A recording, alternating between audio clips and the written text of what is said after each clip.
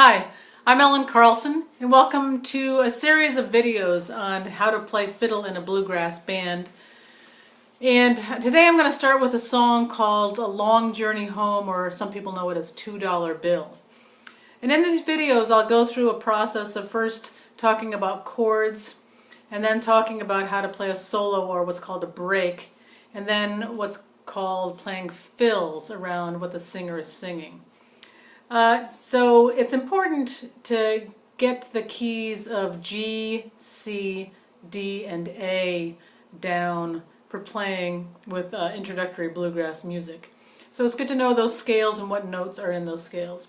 Today we're in the key of G, and there will be other videos of this same song and those other keys. So first I'm going to play the song with my handy dandy band in the box program, which you can see right there in my computer. And I'm going to sing it in a key that's too low for me, but just so you get an idea of how it sounds. It's a really good idea to go listen on YouTube or find some recordings of this song by some professional bands and get an idea of what the song really sounds like. But once you do that, come back and I'll just get you going on some of the basic chords. So this is on the chords. So here's Band in the Box to play a little bit of Long Journey Home.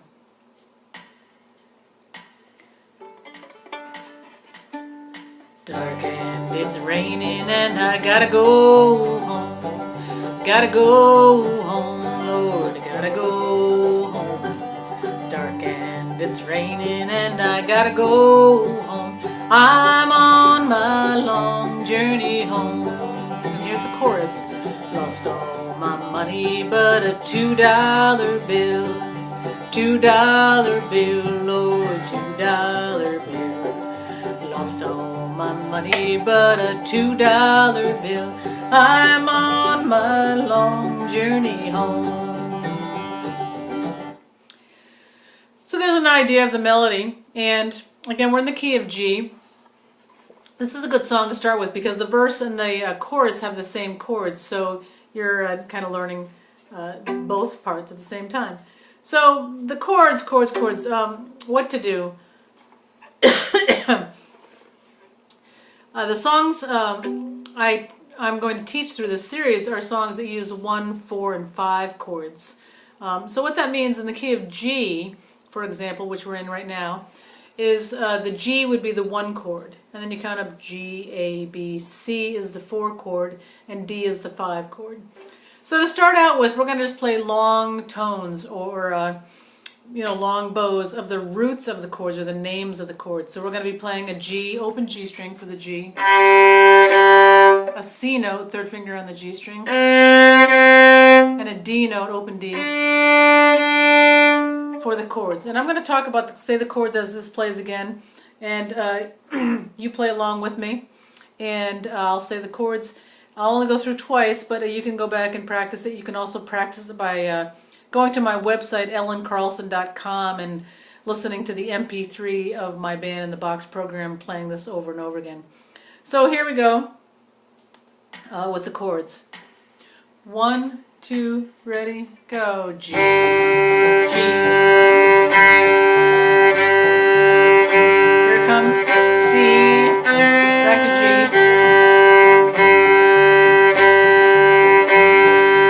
Here we go, D.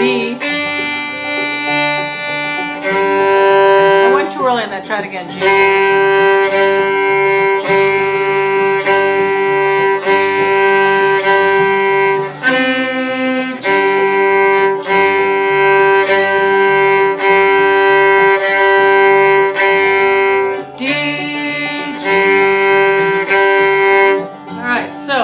Practice that. It's easier to do it when you're not saying it. But practice those chords, get those in that order.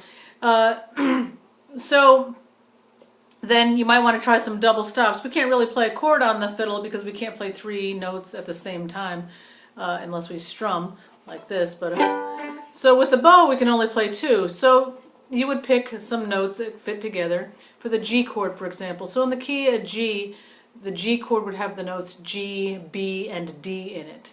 So I'm going to just pick a few for you, and you can pick your own if you want to, but I'm going to pick a few that we're going to use in these videos that have a nice pattern to them. So the G chord, we're going to just use your open G and D strings, and we're going to play low because it kind of stays out of the way of the singer when you're doing that. So G and D would be G chord. And the C chord has a C, E, and G in it. So I'm going to pick the E note on the D string, first finger, and the open G string. Now we're not playing a C note at all, but there's the guitar and the bass will be playing the C notes, a couple of them probably. And so we can just go like this and use our first finger and open G string, and that sounds fine for a C chord. Then for the D chord, we're going to use our first finger on the G string, but an open D. So you got to get your elbow under and curl your fingers around. So you're playing A and an open D. So that's your D chord we're going to use. So again, G is open G and D. C is first finger on the D string, open G.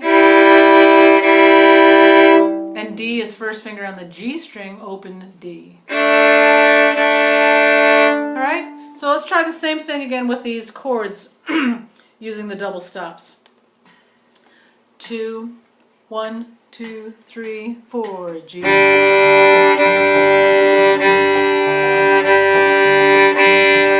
it comes. C, back to G.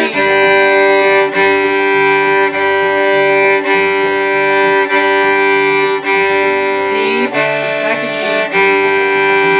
Again.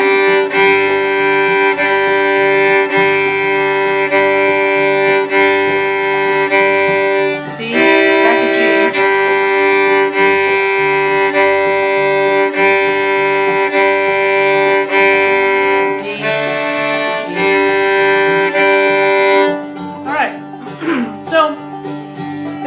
To get the order of the chords in your head clear. So if you're thinking of the chord names, you would think G for a while, then it goes to a quick C, back to G for a while, a quick D, and then back to G. So G, C, G, D, G is the order. If you're thinking numbers, it allows you to think when you're switching keys to help with that process, or if a guitar player is playing with a capo, it helps with that too for you. So the G chord being the 1 chord, C being the 4 chord, and the D chord being the 5 chord, we would think G, or 1 is the G, 4, 1, 5, 1. So 1, 4, 1, 5, 1 is the order of these chords. Now again, the 1 lasts for a long time in this particular song. 4 is quick, back to 1 for a long time, quick 5, and back to 1. And I hope you notice that so many songs end with a 5-1. So many songs end with a 5-1 that you want to really get used to going from that 5 to the 1 at the end of songs. There's also chopping you can do as backup, but I'm not going to spend hardly any time on this. You can go look at some videos on chopping online. But it's just dropping your bow onto the strings, and you can mute the strings if you want to, and get that kind of offbeat boom, boom, boom, boom. So that's yet another option. So practice with those chords, get those so that you have them in your memory or in your ear and can play them over and over and over again. Great, thanks. Bye.